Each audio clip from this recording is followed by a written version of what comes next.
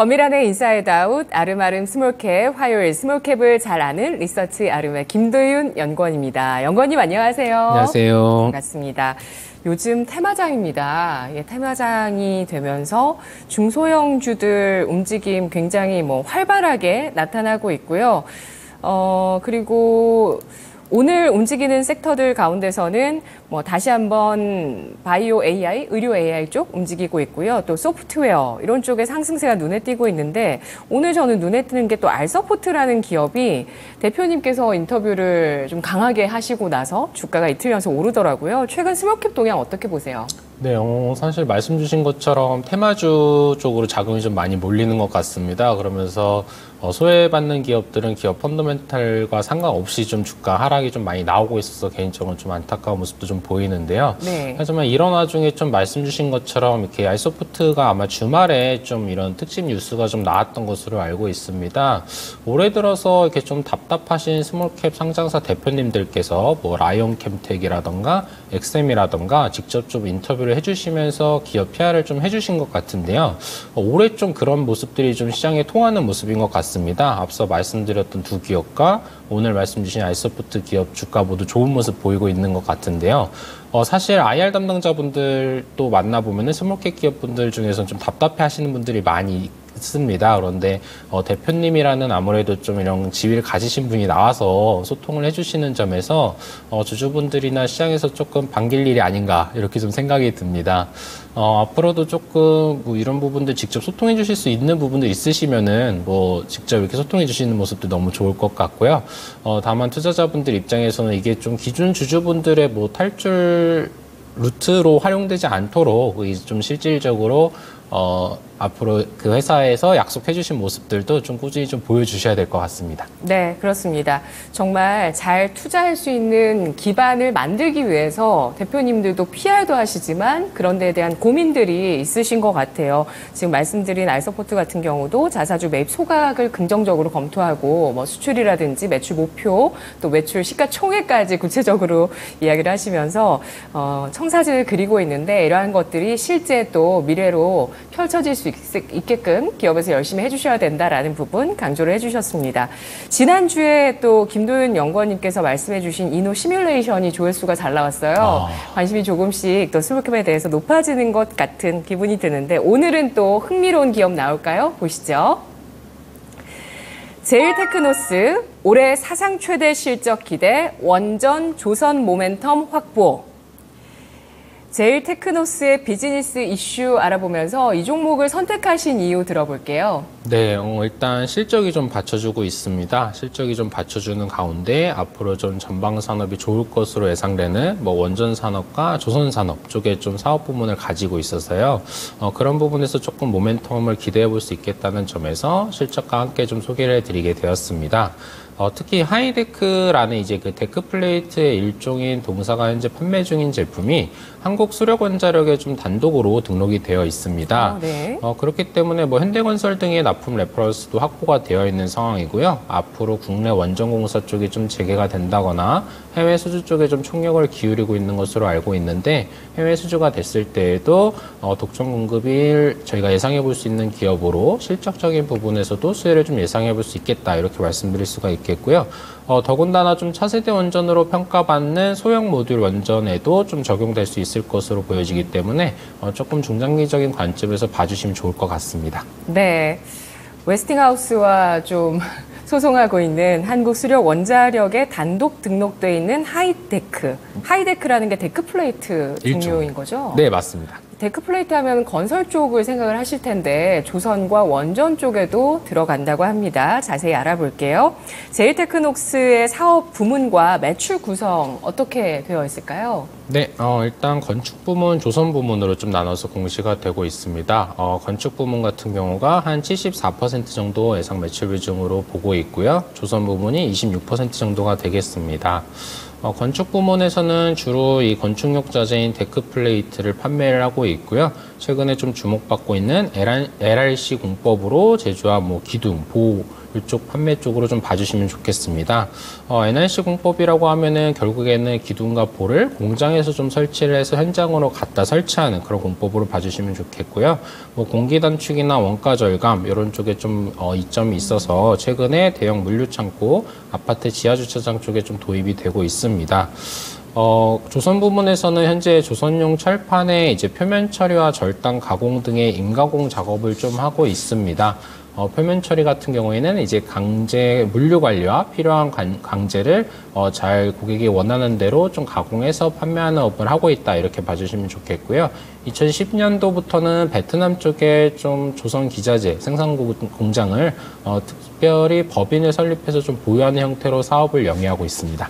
네, 올해 예상 기준으로 매출 비중 건축 쪽에 74%, 조선 부문에 26%, 원전 쪽은 아직 비중이 높지 않군요. 맞습니다. 거의 아직 잡히지 않는 수준이고요.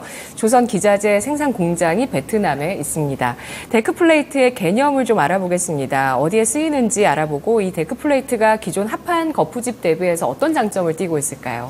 네, 일단 데크플레이트 용도에 따라서 구분이 되는 점을 먼저 좀 말씀드려 보겠습니다. 네. 이게 이름이 좀 굉장히 많더라고요. 네, 그래서 NT덱이라고 해가지고 뭐 지하나 옥외 주차장에서 적용되는 것, 뭐 캡데크라고 해서 층고 20% 절감 효과가 있는 데크플레이트, 하이데크, 뭐 미끄럼 방지 등 안정성 확보에 좀 유리해서 각종 원자력 발전소 이제 건설 현장에 좀 독점적으로 납품하고 있는 이 하이데크, 그리고 멀티데크라고 해서 이제 좀 친환경 제품 재활용이 가능한 데크 플레이트 종류로 좀 봐주실 수가 있겠습니다.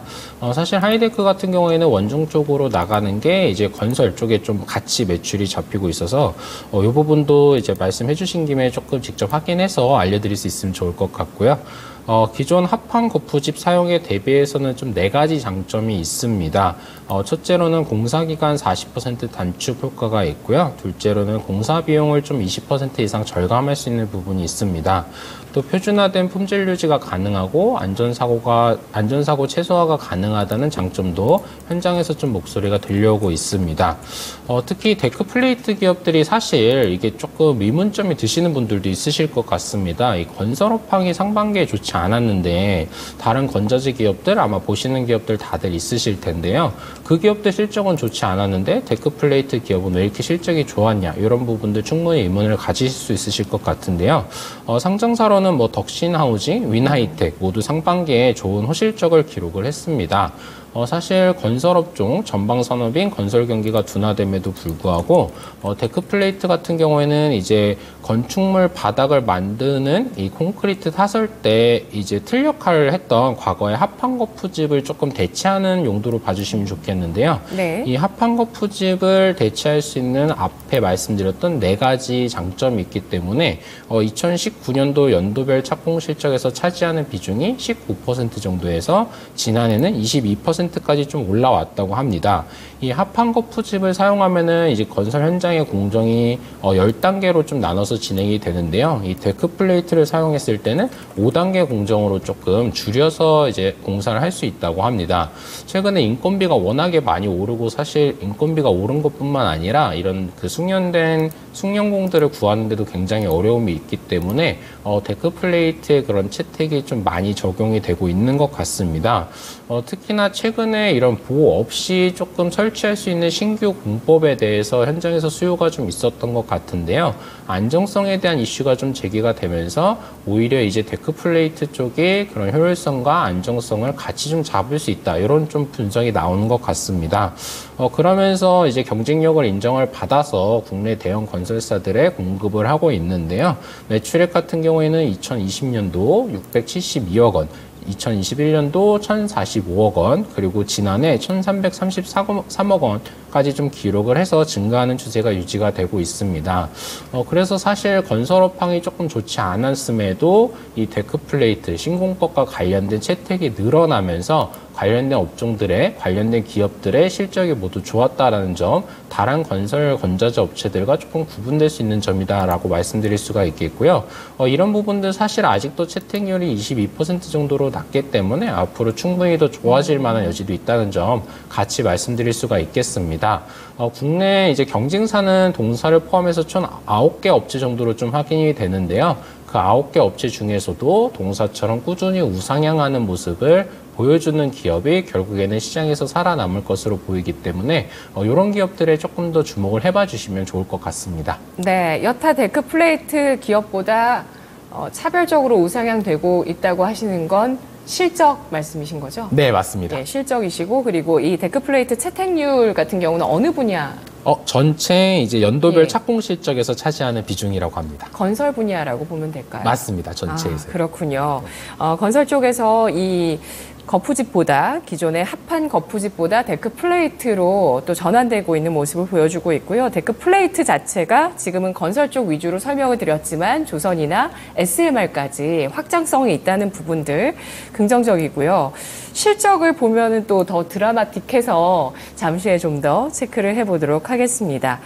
펀더멘털 분석인데요. 꾸준하게 매출액과 영업이익이 증가하고 있고 특히 작년 영업이익 당기 순이익 부분을 이미 상반기에 다 넘어섰습니다. 영업이익은 뭐 거의 비슷하고 당기순이익이 지난해 연간보다 올해 상반기에 더 크게 나오는 모습이었는데요. 앞으로 실적 전망 또 실적 상승을 이끌 요인들 알아볼까요? 네, 일단 올해는 매출액 한 2,400억 원에 영업이익 270억 원 정도를 보고 있습니다.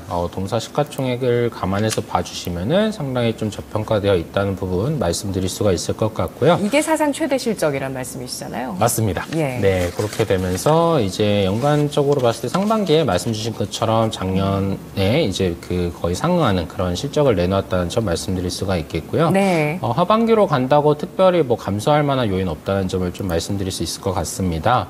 건축 부문에서는 이제 도심지의 토지 이용 극대화를 위해서 고층화가 이뤄지고 있는데요. 이 고층화가 이뤄지게 될 때 데크 플레이트의 수요도 같이 증가하는 구조라고 합니다. 이런 부분에서도 조금 같이 수혜를 본다 이렇게 말씀을 드릴 수가 있겠고요. 이제 실적이 좋아진 배경은 사실 주요 원재료 가격은 하락한 반면에 이 데크 플레이트 가격이 상승한 효과도 있었습니다.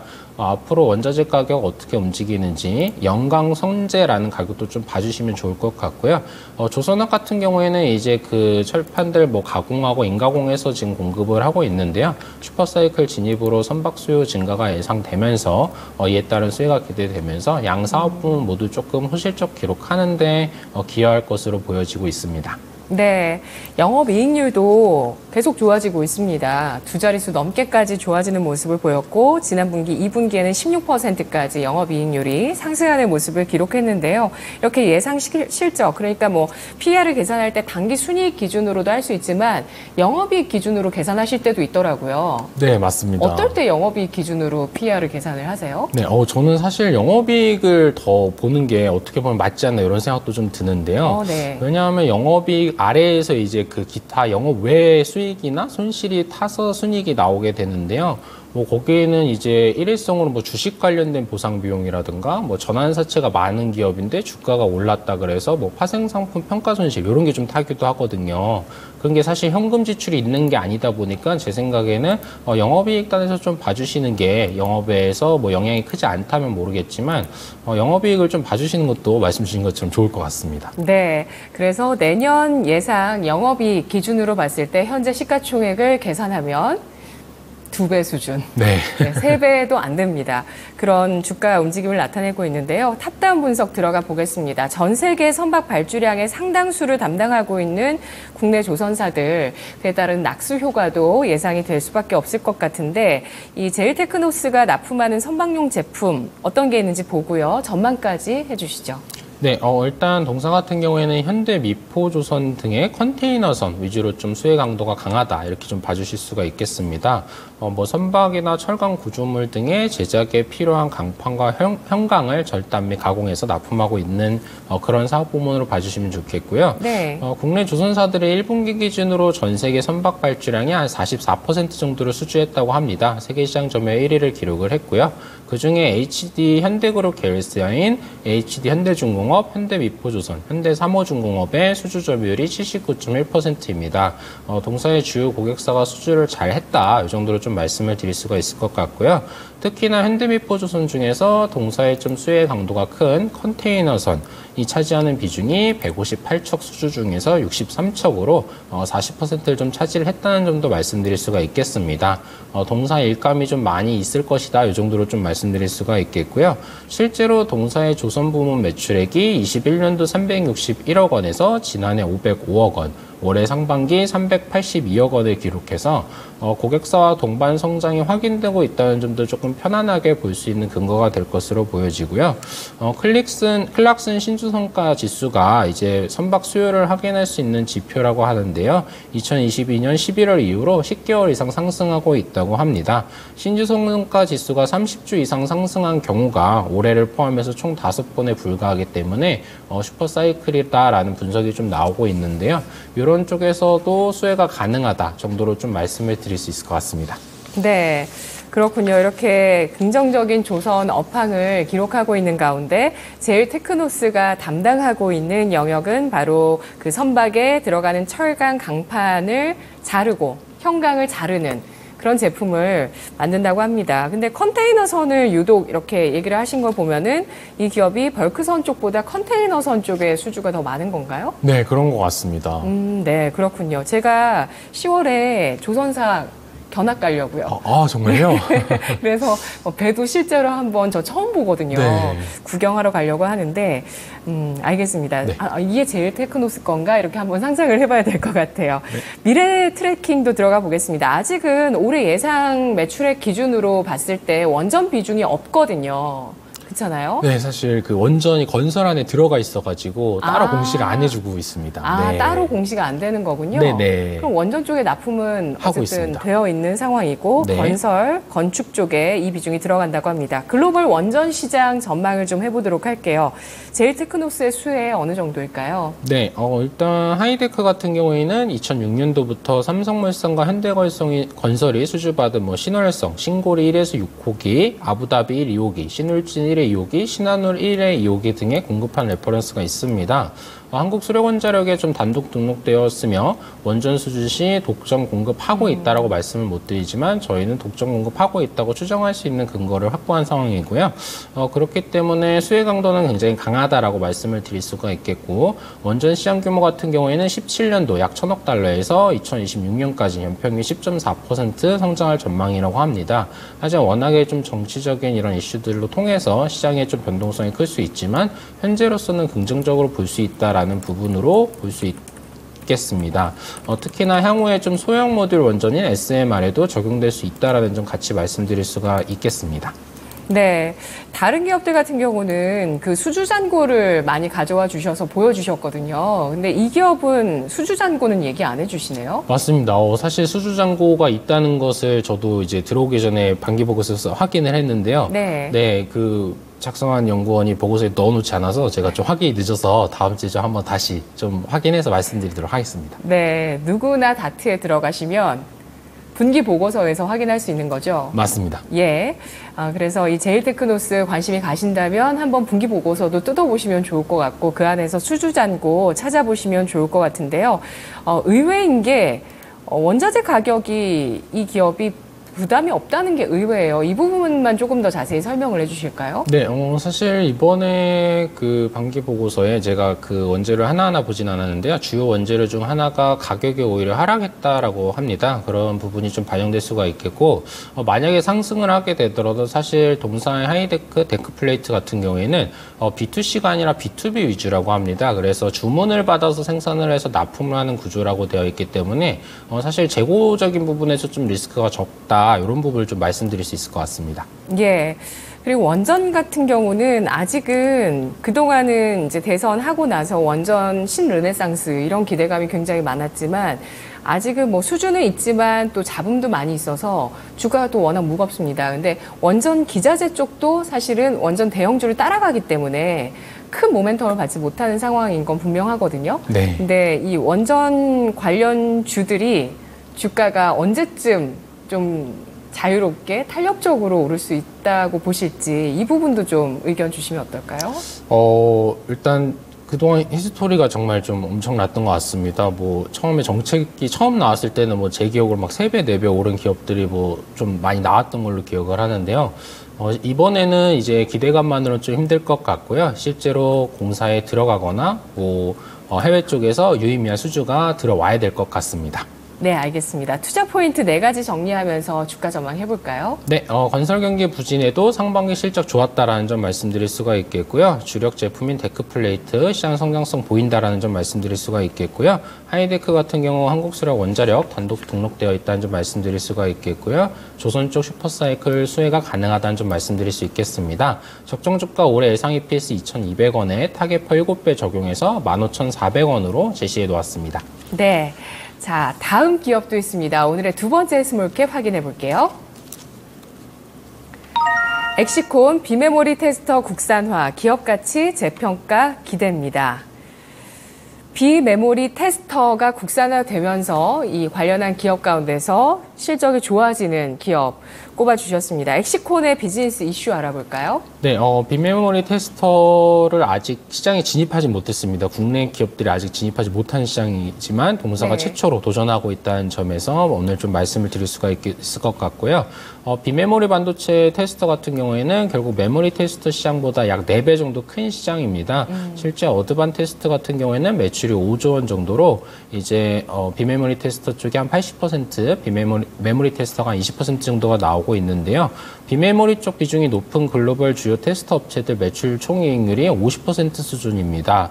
향후 비메모리 테스터 시장에 진입해서 제품군을 실제로 확보한다면은 동사의 현재 30%대 영업이익률이 한 번 더 점프할 수도 있을 것이고, 사실 비메모리 테스트 국산에 성공해서 계약 공시가 나오면 재평가를 굉장히 크게 받을 것으로 보고 있습니다. 예, 그래서 이런 큰 호재를 기다리고 있는 종목 미리 보자라는 의견이신 건데요. 이 종목 같은 경우는 반도체 후공정 테스터 장비 기업입니다. 반도체 제조 과정별로 여러 가지 테스트가 있는데 그 종류들을 한번 보면서 이 엑시콘이 기대되는 바를 짚어볼까요? 네, 일단 테스트는 크게 웨이퍼 단계에서 이제 테스터가 들어가는 그런 부분이 하나가 있겠고요. 다른 하나는 조립 공정을 거친 패키지 상태에서 이루어지는 패키징 공정에서 사용되는 두 가지로 좀 구분을 해볼 수가 있겠습니다. 결국에는 패키징 공정 같은 경우 후공정으로 크게 패키징과 패키지 테스트 공정으로 구분이 되는데요.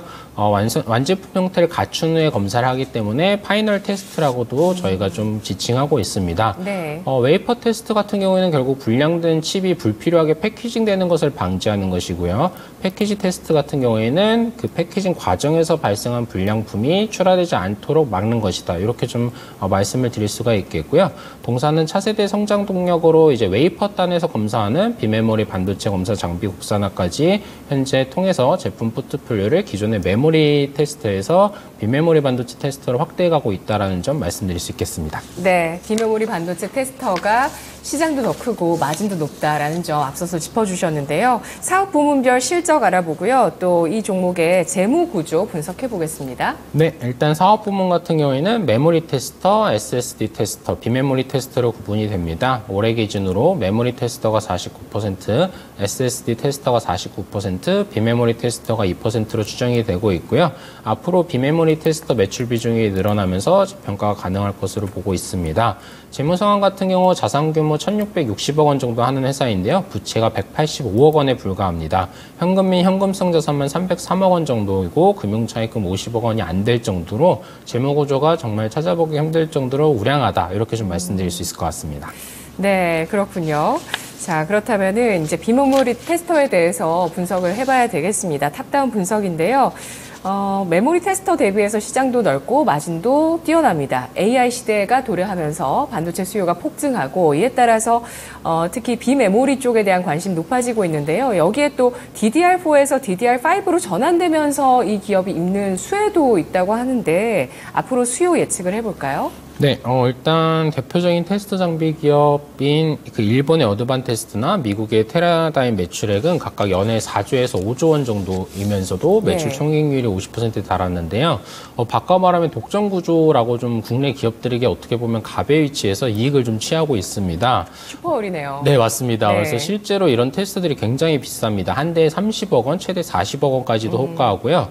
사실 국내에서 이런 테스터들을 들여와서 국내에서 테스팅하는 기업의 기업 설명회에 갔었는데요. 투자자분들께서 가능하시다면 비메모리 테스터 국산화하는 기업에 투자를 좀 많이 해주셨으면 좋겠다라는 평가를 현장에서도 좀 하고 있을 정도로 비메모리 테스터 그 국산화 여부가 굉장히 중요하겠습니다. 앞으로 수요가 늘어날 것이기 때문에 이런 그 평가들이 나오는 것이고요. DDR4에서 DDR5로 넘어갈 때는 아무래도 신규 공정으로 이제 바뀌는 그런 과정에서 테스터의 중요도가 올라가고 또 신규 테스터들을 가져오는 그런 시장이 열리는 것이기 때문에 네. 초창기에 아무래도 조금 유리한 부분이 발생할 것 같습니다. 예.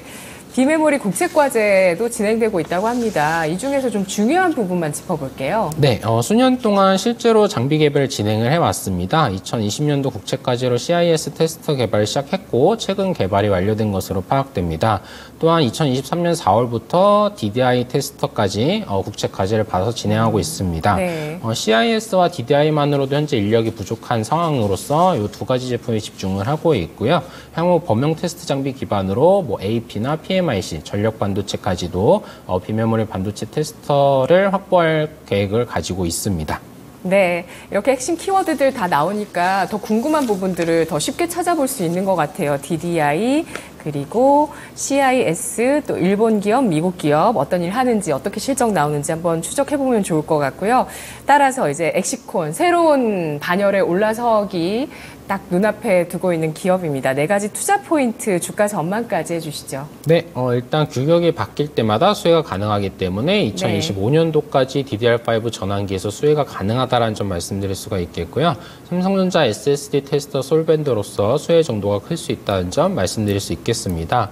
비메모리 테스터 국산화에 들어가서 내년도 CIS 테스터, 내후년도 DDI 테스터 매출 발생 시작한다면 정말 다른 기업이 될 수 있겠다라는 점 말씀드릴 수가 있겠고요. 재무가 굉장히 우량하다는 점 말씀드릴 수가 있겠습니다. 적정 주가는 올해 예상 EPS 1289원에 타겟표 16배 적용해서 26,000원으로 좀 제시해 놓았습니다. 네, 최근에는 추세가 하락하면서 주가 1% 현재 하락한 13,540원 기록하고 있습니다. 분석 잘 들었습니다. 감사합니다.